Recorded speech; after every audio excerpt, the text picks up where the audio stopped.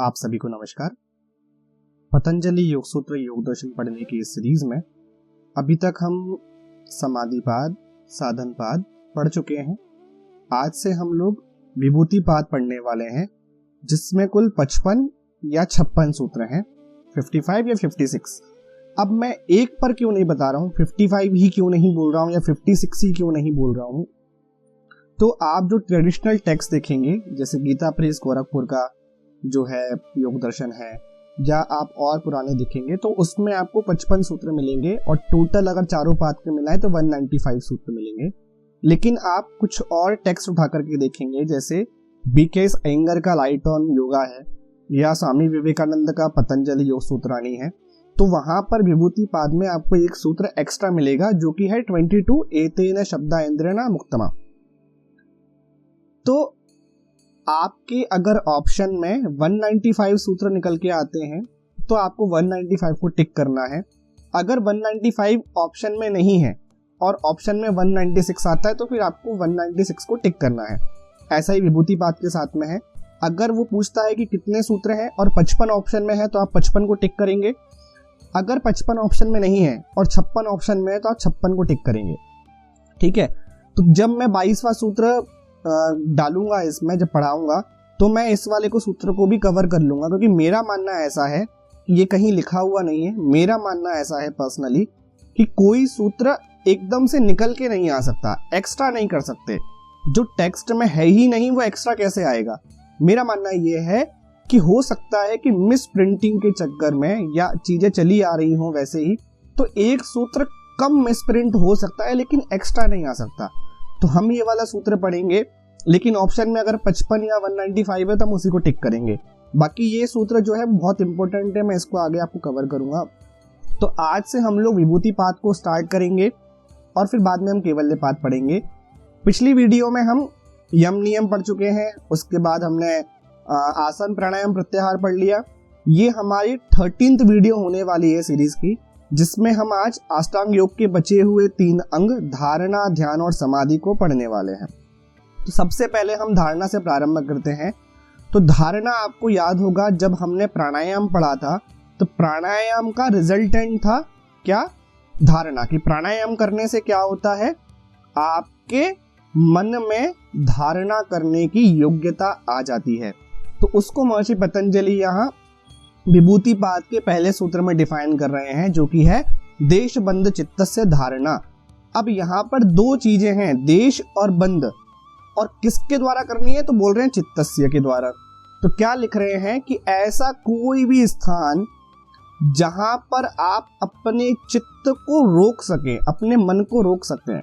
तो वो कह रहे हैं कि शरीर के अंदर हो या शरीर के बाहर हो, आप कहीं पर भी अपने चित्त को रोक सकते हैं, अपनी वृत्तियों को, अपने थॉट्स को एक ही डायरेक्शन में लगा सकते हैं, तो वह धारणा कहलाती है।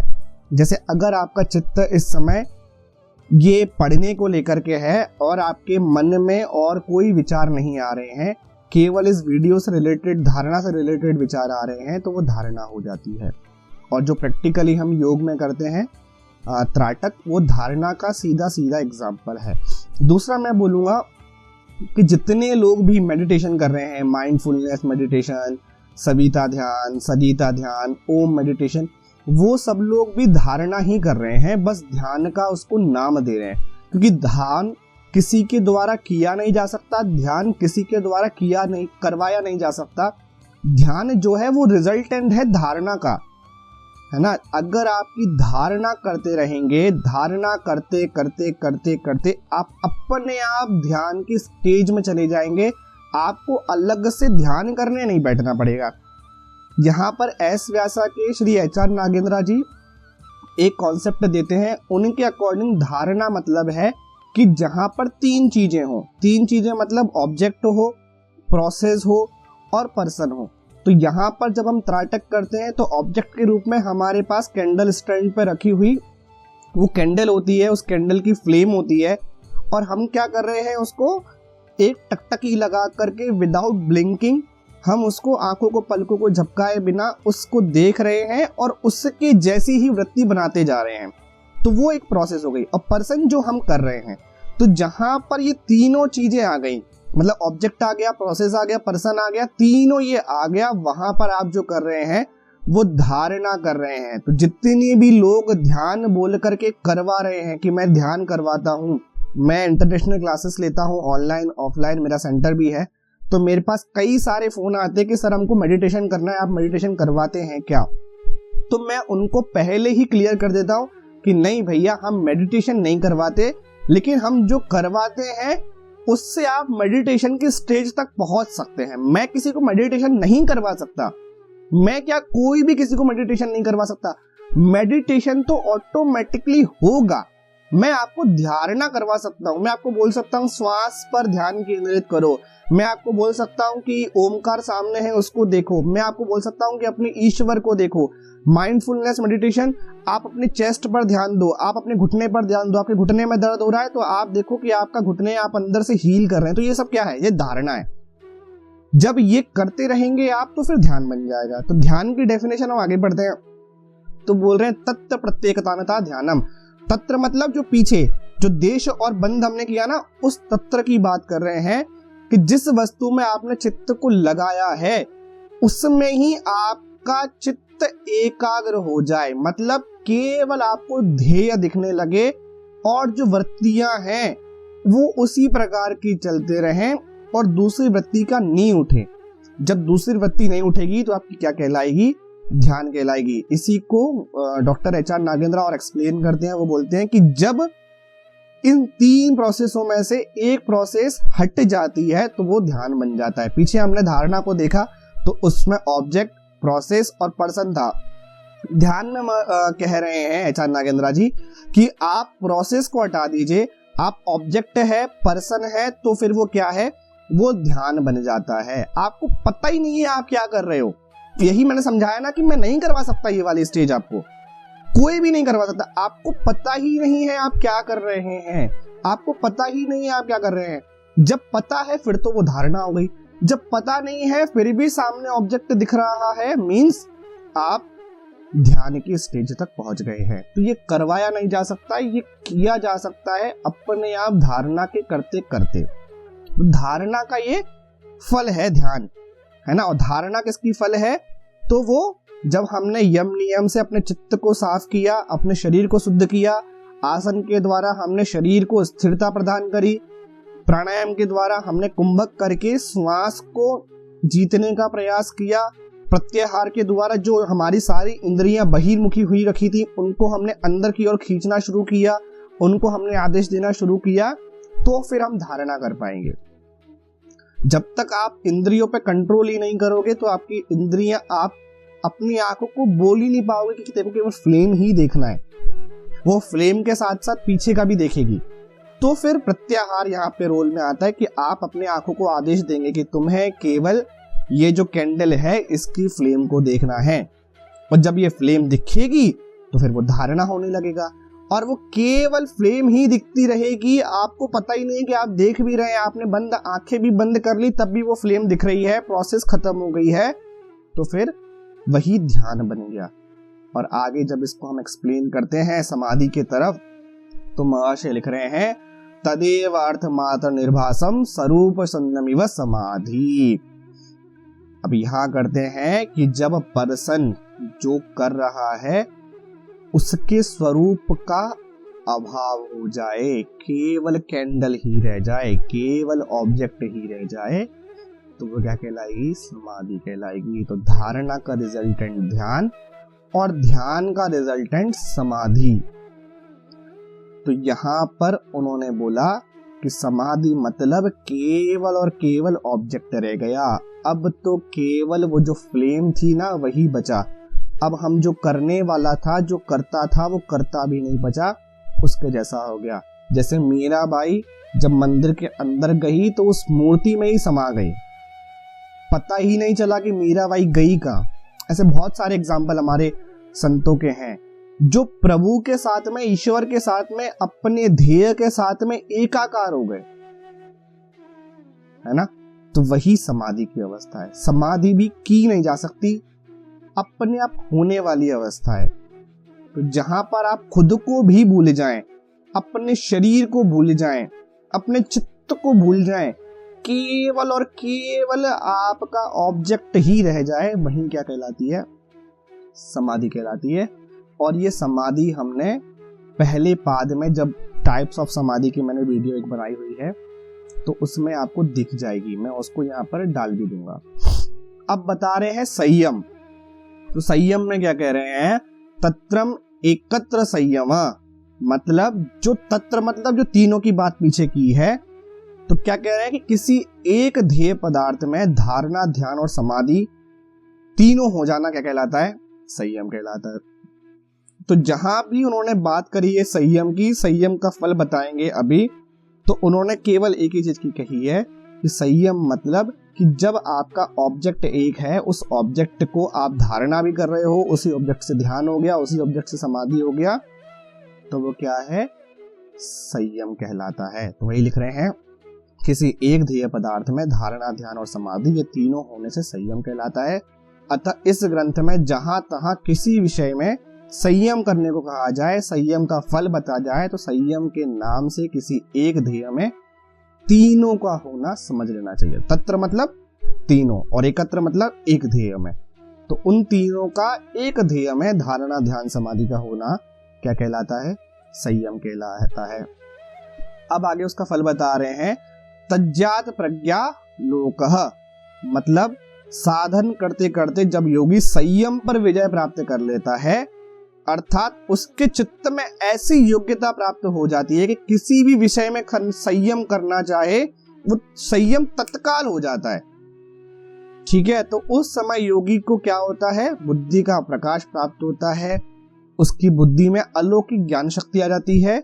और इसी की बात हमने पहले पाद में ऋतंभरा प्रज्ञा, ऋतंभरा तत्व प्रज्ञा हमने पढ़ा था, और उससे क्या प्राप्त होता है, तो अध्यात्म प्रसाद प्राप्त होता है, और फिर हम निर्भीक समाधि की तरफ आगे जाते हैं। तो वही वो कह रहे हैं कि जो हमने अध्यात्म प्रसाद और ऋतंभरा प्रज्ञा की बात की थी, वही यहाँ पे हमें प्राप्त होगा।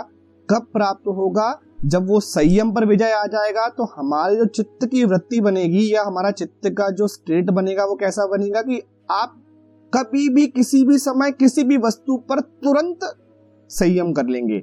आपको उसके लिए समय नहीं लगाना पड़ेगा, फोकस बहुत ज्यादा नहीं होना पड़ेगा, आप ऐसा विजय प्राप्त कर लेंगे अपने चित्त के ऊपर, अपनी वृत्तियों के ऊपर, कि आप उसको जहां भी लगाएंगे धारणा हो जाएगा, ध्यान हो जाएगी, समाधि हो जाएगी, तीनों चीजें हो जाएंगी।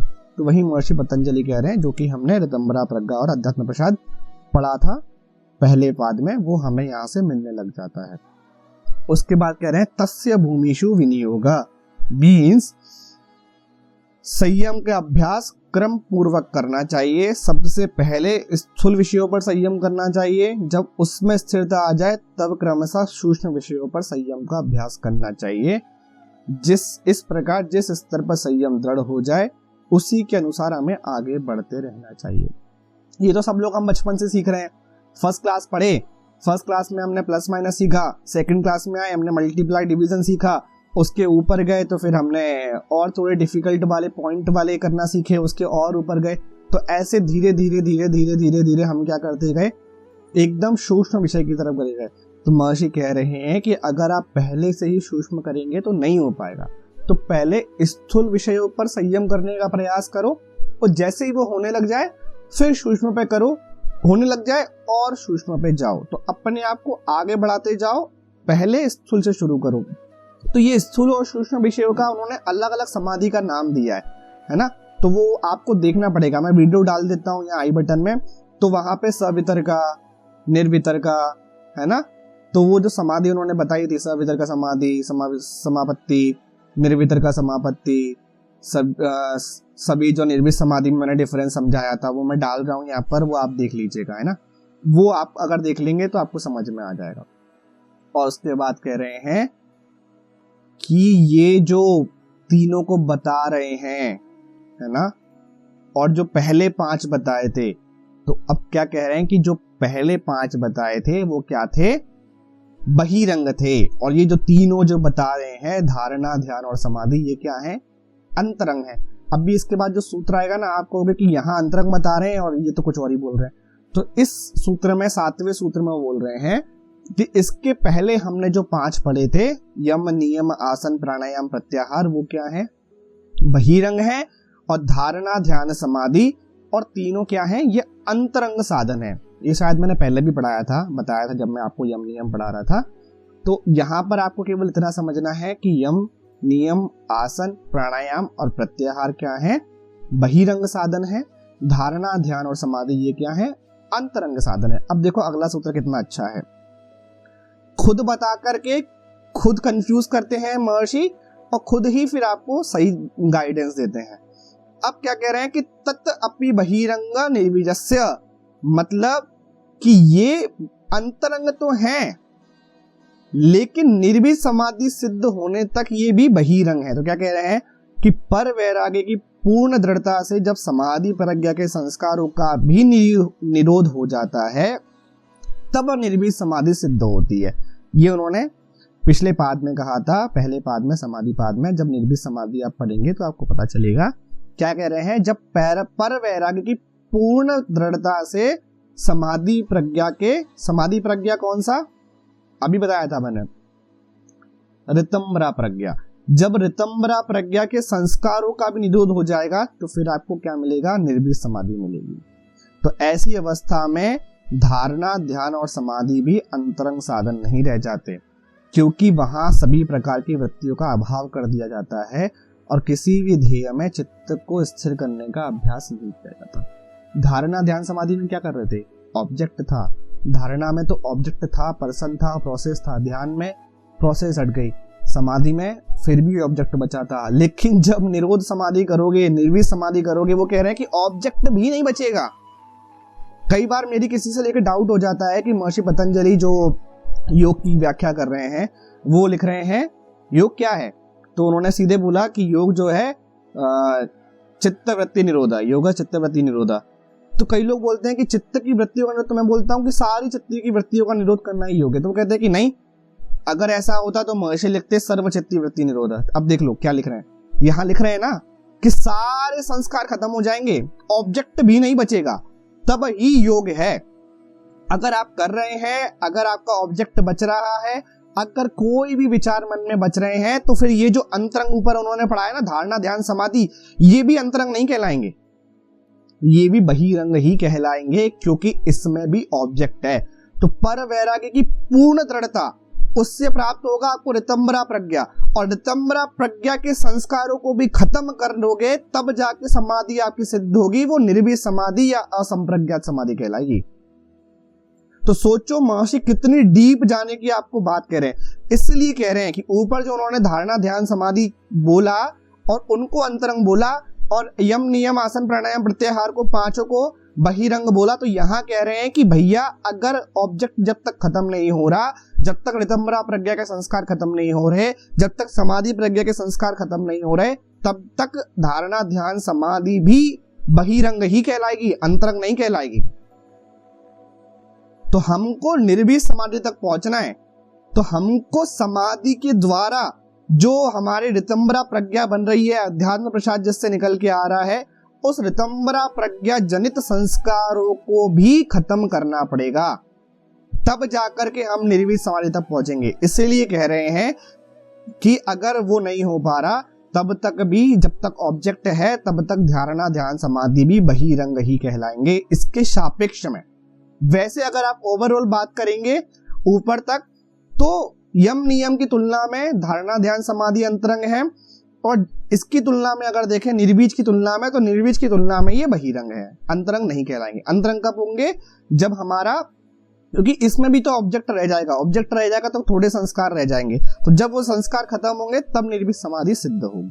समझ में आया तो पूछो, नहीं तो आप कमेंट करो, मैं इस वाले सूत्र को फिर से पढ़ा दूंगा, कोई दिक्कत नहीं, इसको समझना बहुत जरूरी है।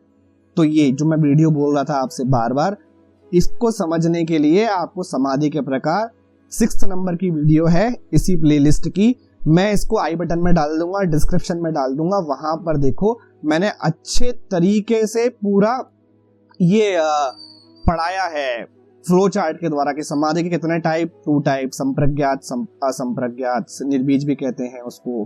फिर संप्रज्ञात में 4 थे, सवितर्का निर्वितर्का सविचारा निर्विचारा, स्थूल विषय में कर रहे हैं तो सर्वितर्का निर्वितर्का, सूक्ष्म विषय पे जब आ जाएंगे तो सविचारा निर्विचारा, उनमें सबसे श्रेष्ठ निर्विचारा।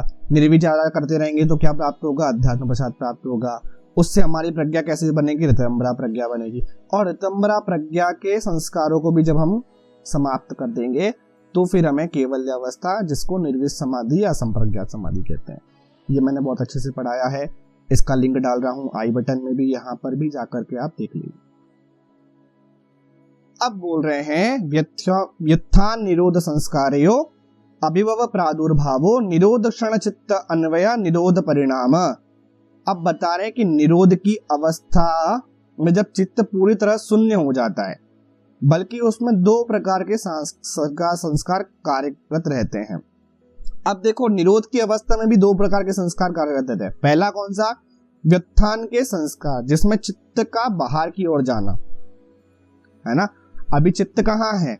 आपने प्रत्याहार से क्या किया? इंद्रियों को अंदर किया, तो व्युत्थान के संस्कार यानी चित्त का बाहर जाना, और निरोध के संस्कार यानी कि चित्त का रुक जाना। तो चित्त स्वयं क्या है? एक धर्मी है। अभी धर्मी और धर्म में कंफ्यूज मत होना, आगे समझाया है उन्होंने। तो चित्त स्वयं क्या है? एक धर्मी है, और संस्कार क्या है? उसके धर्म है। इसलिए चित्त हमेशा अपने संस्कारों से जुड़ा रहता है। यह प्राकृतिक नियम है, इसको आप खत्म नहीं कर सकते। ये नियम है ना, ये नेचर है। तो नेचर को आप समाप्त नहीं कर सकते। तो चित्त स्वयं एक धर्मी है, और संस्कार क्या है? उसके धर्म है।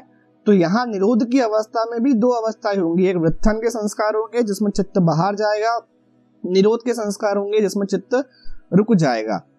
अब आगे कह रहे हैं कि निरोध काल में जो परिवर्तन होता है, तो निरोध काल में क्या होता है कि व्युत्थान के जो संस्कार हैं वो दबने लगते हैं, और निरोध के संस्कार प्रबल होने लग जाते हैं, प्रकट होने लग जाते हैं। तो इस परिवर्तन को क्या कहते हैं? निरोध परिणाम कहते हैं। यानी कि व्युत्थान का स्वभाव धीरे धीरे हटने लगता है और निरोध का स्वभाव धीरे धीरे बढ़ने लगता है। तो आप प्रत्याहार से और आपने क्या किया?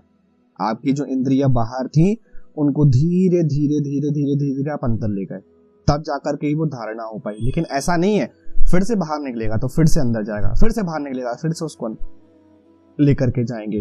तो जब व्युत्थान के संस्कार दबने लग जाएंगे, कम होने लग जाएंगे, और निरोध के संस्कार जब चित्त रुकने लगेगा, बढ़ने लगेंगे, तो ऐसे परिणाम को क्या कहेंगे? ऐसे परिवर्तन को क्या कहेंगे?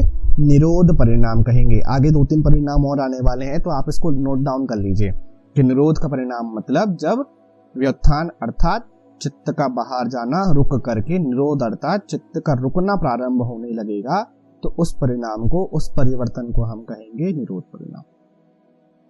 ठीक है।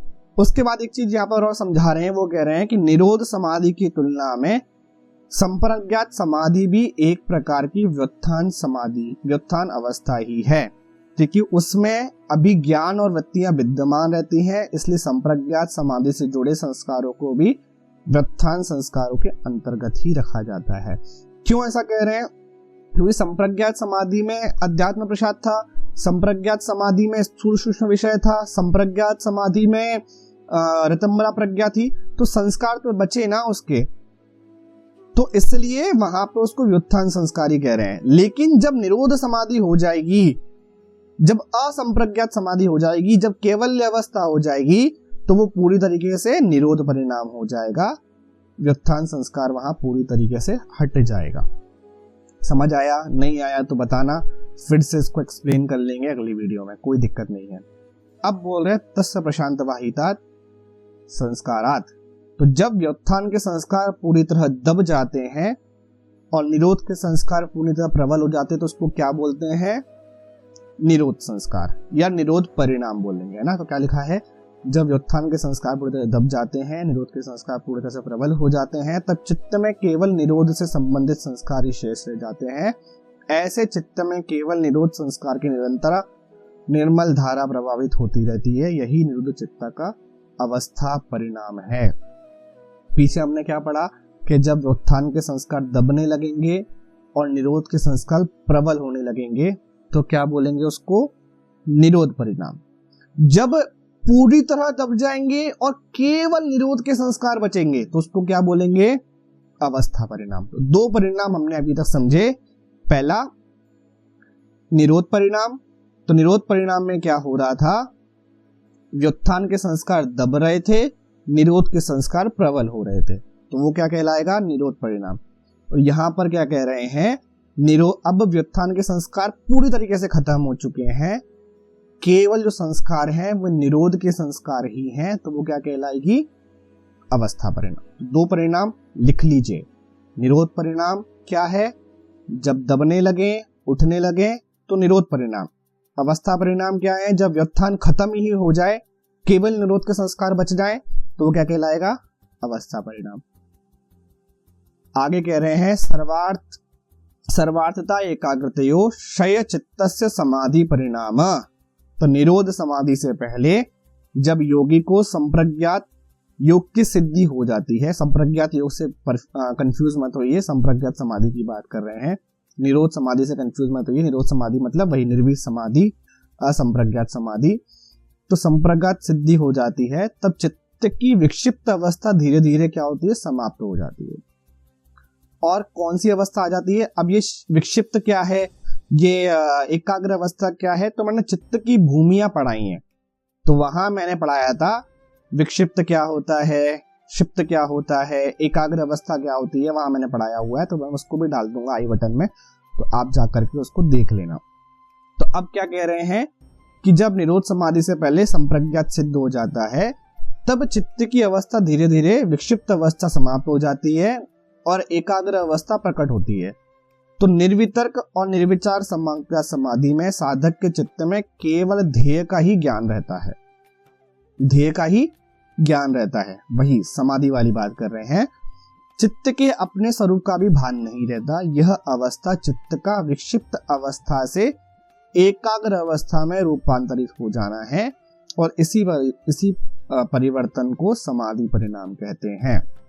देखो तीसरा परिणाम यहाँ पे निकल के आ गया, पहला निरोध परिणाम, दूसरा अवस्था परिणाम और तीसरा समाधि परिणाम। तो समाधि परिणाम क्या है, जब विक्षिप्त अवस्था से एकाग्र अवस्था में हमारे चित्त का रूपांतरण होना क्या कहलाता है, समाधि परिणाम।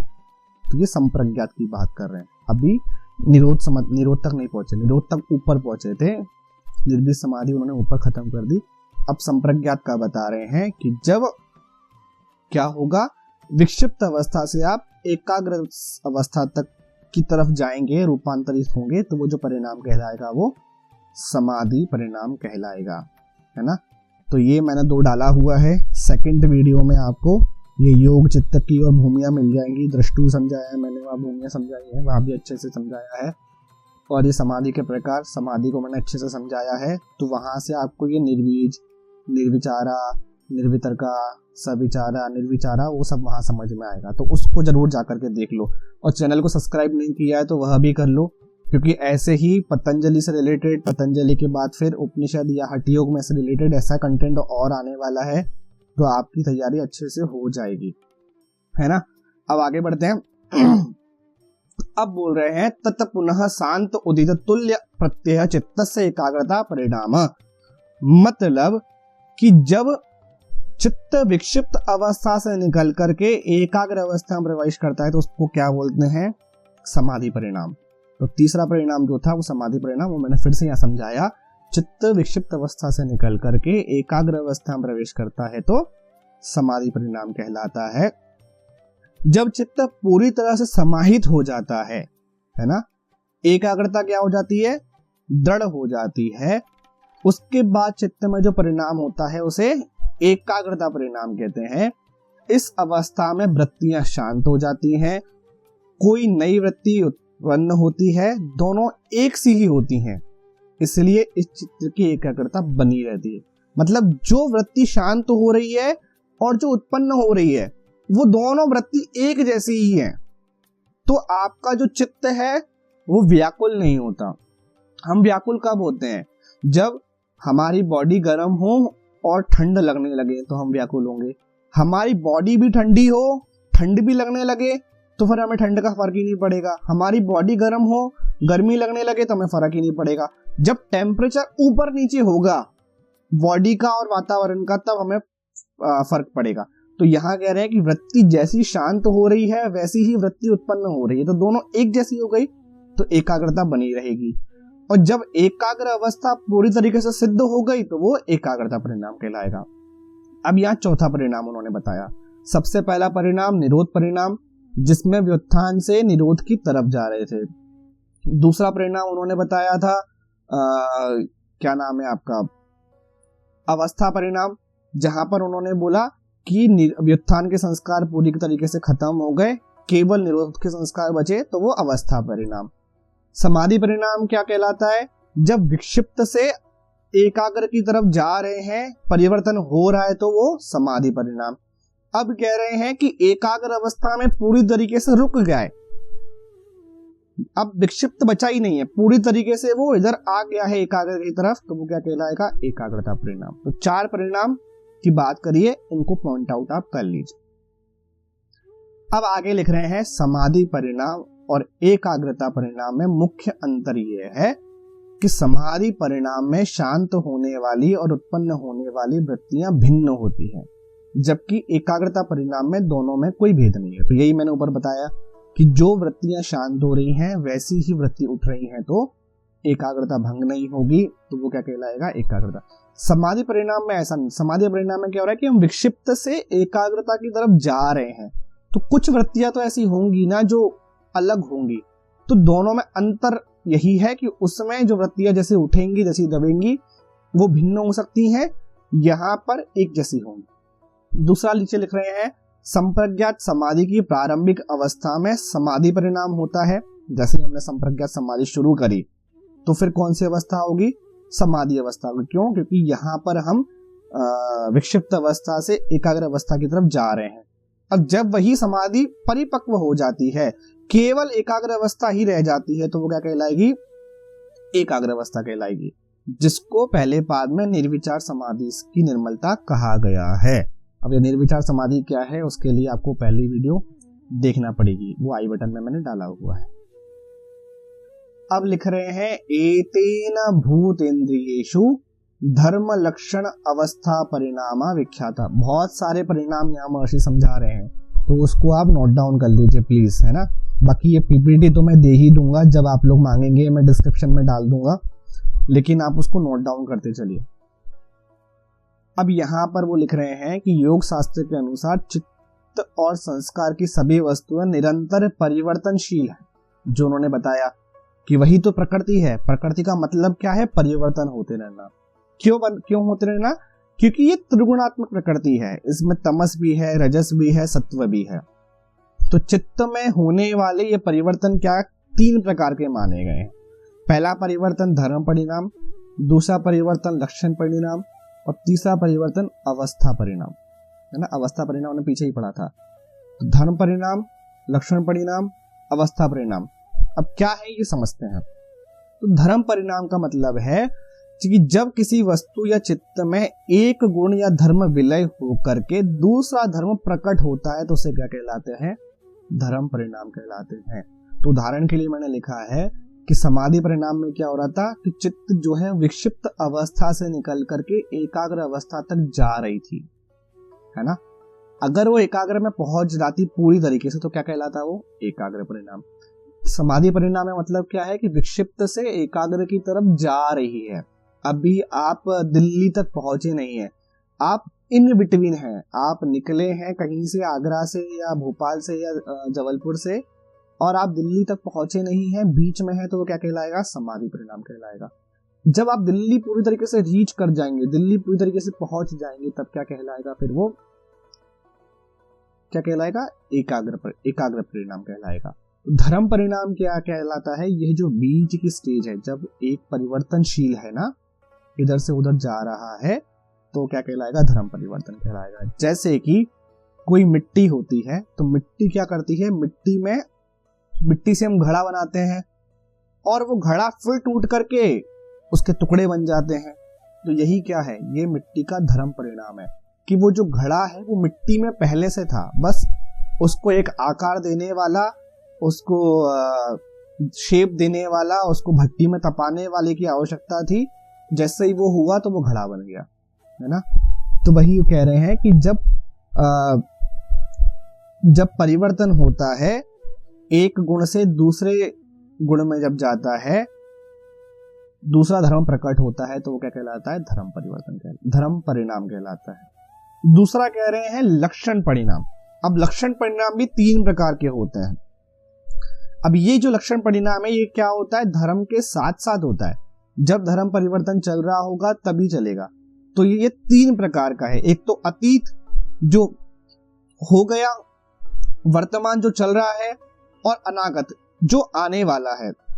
अगर हम उदाहरण के लिए देखें तो जो विक्षिप्त अवस्था थी, तो विक्षिप्त अवस्था क्या कहलाएगी, अतीत कहलाएगी। और अभी क्या चल रहा है, अभी समाधि परिणाम चल रहा है, तो क्या कहलाएगा, वर्तमान कहलाएगा। और आने वाला क्या है, एकाग्रता परिणाम। तो आप जबलपुर से चले, अभी आप आगरा पहुंचे हैं और दिल्ली पहुंचने वाले, तो आपके लिए जबलपुर क्या हो गया, अतीत लक्षण परिणाम हो गया। आगरा क्या है, आपका वर्तमान लक्षण परिणाम है। जब आप दिल्ली रीच कर जाएंगे, पूरी तरीके से एकाग्रता को पा लेंगे, तो क्या कहलाएगा, वो अनागत। अगर हम मिट्टी को देखें तो मिट्टी क्या थी, अतीत थी, घड़ा बन गया वर्तमान। अब क्या बनेगा, वो घड़ा टूटेगा, उसके टुकड़े बनेंगे, तो वो अनागत। तो ये लक्षण परिणाम है। और तीसरा परिवर्तन जो परिणाम महर्षि कह रहे हैं, वो कह रहे हैं अवस्था परिणाम। जो वर्तमान लक्षण युक्त धर्म में नयापन से पुरानापन आता है, वह प्रतिक्षण परिवर्तित होता रहता है और वर्तमान लक्षण को छोड़कर अतीत लक्षण में चला जाता है। यह लक्षण का अवस्था परिणाम है। वही कह रहे हैं ना कि प्रकृति क्या है, परिवर्तनशील है। जो चीज आज जैसी है वो वैसी नहीं रहेगी। आप आज एक नया मोबाइल लेकर के आए हैं, कल वो पुराना हो जाएगा। हम लोग जैसे मैं 30 इयर्स ओल्ड हूँ, आप 25 इयर्स ओल्ड हैं, कोई 60 साल का है, वो 60 इयर्स ओल्ड है। मतलब क्या है, 60 इयर्स ओल्ड है। हमें लग रहा है कि ये नया जीवन है, नया शरीर है, लेकिन डे बाय डे हम पुराने होते जा रहे हैं। आज मैं ये लैपटॉप लेके आया हूँ, कल ये लैपटॉप क्या बोलूंगा मैं इसको, ये लैपटॉप एक दिन पुराना हो गया। तो वर्तमान से अतीत की अवस्था में पहुंच जाएगा, अतीत से वर्तमान में आया है, वर्तमान से फिर ये अतीत पहुंच जाएगा। तो वही क्या कहला रहे हैं, अवस्था परिणाम है। मैंने एग्जांपल भी दिया है। आप एक गाड़ी लेकर के आए हैं, S10, S11, जो भी स्कॉर्पियो है, जो कुछ भी है, कल क्या होगी, कल S11 लॉन्च हो जाएगी, S12 लॉन्च हो जाएगी, तो आपकी गाड़ी क्या हो जाएगी, पुरानी हो जाएगी। तो वो कभी भी आपकी गाड़ी जो है वो वर्तमान परिणाम में नहीं रहेगी, फिर वो अतीत बन जाएगा। तो यही क्या है, अवस्था परिणाम है। तो यहाँ पर उन्होंने 3 परिणाम समझाए, धर्म परिणाम, धर्म परिणाम के बाद लक्षण परिणाम। लक्षण परिणाम जो होता है धर्म परिणाम के साथ साथ होता है। इसमें 3 प्रकार और होते हैं, अतीत, वर्तमान और अनागत। और तीसरा है अवस्था परिणाम, जिसका मतलब ही ये है कि नएपन से पुरानापन आता है, वर्तमान से अतीत में जाओगे। वही क्या है, अवस्था परिणाम है। उसका मैंने यहाँ पे आपको एग्जाम्पल भी दे दिया। आगे चलते हैं, यहाँ पर देखते हैं कि महत्वपूर्ण कुछ बातें हैं। योग और सांख्य क्या कहता है कि कुछ भी बिना कारण उत्पन्न नहीं हुआ, है ना। जो कुछ भी उत्पन्न हुआ है उसमें कारण ने विद्यमान था, और नष्ट होने पर भी वो पूर्ण तरीके से समाप्त नहीं होता। तो मिट्टी से घड़ा बना, लेकिन घड़ा टूटकर फिर वो ठिकरी बना, वो फिर से मिट्टी बन जाएगा, पूरी तरीके से समाप्त नहीं होगा। ये परमाणु है ना सब कुछ, ये आत्मा है ना। तो आत्मा खत्म होगी, ना जन्म लेगी, ना बूढ़ी होगी, ना कुछ होगी। तो जो कुछ विद्यमान है वो विद्यमान रहेगा, नष्ट होने के बाद भी समाप्त नहीं होगा, वो रहेगा वैसा का वैसा। तो क्या कह रहे हैं कि पहले परिणाम की अपेक्षा दूसरा सूक्ष्म है और दूसरे की अपेक्षा तीसरा सूक्ष्म है। मतलब अगर हम धर्म परिणाम और लक्षण परिणाम को कंपेयर करें तो सूक्ष्म जो है वो लक्षण परिणाम है। लक्षण परिणाम और अवस्था परिणाम को जब हम कंपेयर करेंगे तो अवस्था परिणाम अति सूक्ष्म है, ऐसा महर्षि कह रहे हैं। आगे देखते हैं, शांतोदिता व्यपदेश धर्मानुपाति धर्मी। अब धर्म और धर्मी की जब मैंने बात की थी, मैंने कहा था मैं आगे समझाऊंगा, तो अब यहाँ पर वो धर्म और धर्मी को समझा रहे हैं।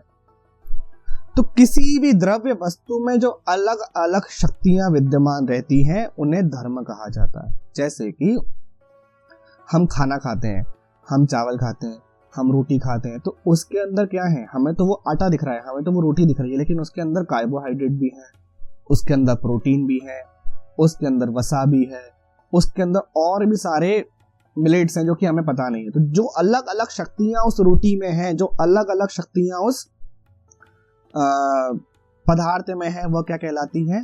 धर्म कहलाती है। और उसमें जो मूल चीज है ना, जैसे किसी में हम देखते हैं किसी खाने में कार्ब्स ज्यादा होता है, तो जिसकी बॉडी को कार्ब्स की नीड ज्यादा होती है तो वो डॉक्टर जो होते हैं, डाइटिशियन जो होते हैं, उसको वो चीज खाने के लिए देते हैं। किसी को प्रोटीन ज्यादा होता है तो फिर वो प्रोटीन पाउडर पीता है, किसी को पनीर खाने के लिए बोला जाता है, अंडा खाने के लिए बोला जाता है। तो यहाँ पे कह रहे हैं कि जो बहुत सारी शक्तियां हैं वो धर्म है, और जिस मूल वस्तु के आधार पर ये शक्तियां रहती हैं उसे धर्मी कहते हैं। भाव यह है कि किसी कारण रूप पदार्थ से जो कुछ बन चुका है या जो अभी बना हुआ है या जो बन सकता है, यह सभी उस द्रव्य के धर्म है ना, जो था, है, आने वाला है, यानी कि अतीत, वर्तमान और आने वाला। वो जो क्या है, एक ही धर्मी के अनेक धर्म होते हैं और अनुकूल कारण मिलने पर वह प्रकट होते हैं तथा कार्य करने पर शांत हो जाते हैं। तो यहाँ पर धर्म की वो 3 अवस्था बता रहे हैं। तो पहला धर्म की जो अवस्था बता रहे हैं वो कह रहे हैं अव्यपदेश। अव्यपदेश यानी क्या होता है? जो धर्म केवल शक्ति रूप में विद्यमान होते हैं और अभी व्यवहार में नहीं आए हैं, वो क्या कहलाएंगे? अव्यपदेश कहलाएंगे। जैसे जल में बर्फ बनने की शक्ति या मिट्टी में घड़ा बनने की शक्ति। हम सबको पता है कि अगर आप पानी को थोड़ा सा -डिग्री टेम्परेचर पे लेकर के जाओगे तो बर्फ बन जाएगी। मिट्टी को अगर थोड़ा सा आपने स्ट्रक्चर दे दिया, आपने उसको तपा दिया तो वो घड़ा बन जाएगा। तो वो घड़ा बनने की शक्ति तो मिट्टी में पहले से थी ना। पानी के अंदर शक्ति बर्फ बनाने की पहले से थी, बस आपने क्या किया? टेम्परेचर डाउन किया। इसका अर्थ ये नहीं है कि बर्फ हमें नहीं दिख रही, बर्फ तो है ना, लेकिन जैसे ही टेम्परेचर कम हुआ वातावरण में, बर्फ जमने लगी, है ना। तो चीजें तो वही थी, तो वो क्या कहलाएगी? अव्यपदेश कहलाएगी। उदित, वर्तमान, जो हमें दिख रही है। जब वह शक्तियां प्रकट होकर कार्य करने लगती हैं तब वे उदित या वर्तमान कहलाती हैं। जैसे जल का बर्फ बन जाना या मिट्टी का घड़ा बन जाना। अब हमने पानी को फ्रीजर में रख दिया, अब वो आइस क्यूब बन गया। तो आइस क्यूब बनने की शक्ति उसमें पहले भी थी पर बना नहीं था, तो क्या था? अव्यपदेश था। जैसे ही बन गई बर्फ तो वो उदित है। फिर उसको हम बाहर रख देंगे थोड़ी देर के लिए तो फिर से वो पानी बन जाएगी, तो फिर से वो शांत यानी कि अतीत।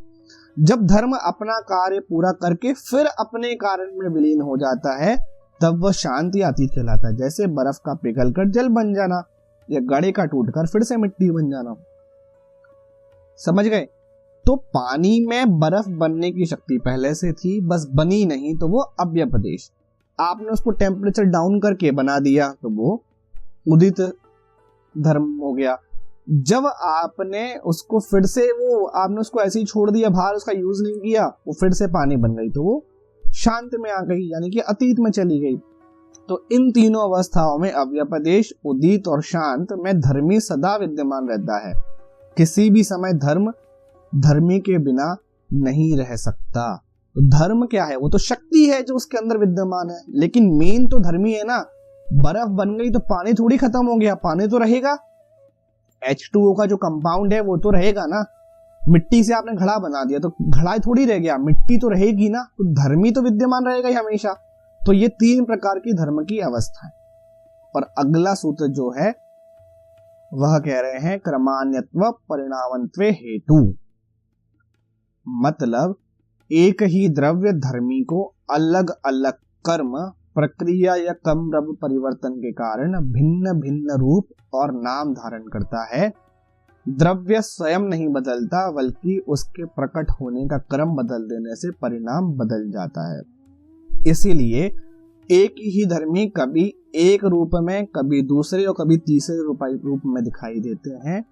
उसके परिणामों में जो भिन्नता दिखाई देती है उसका मुख्य कारण केवल क्रम की भिन्नता है, कोई अलग या नया द्रव्य नहीं है। और यह क्रम भिन्नता अपने आप नहीं होती, बल्कि सहकारी कारणों जैसे समय, स्थान, परिस्थितियां, साधन आदि के संयोग से होती है।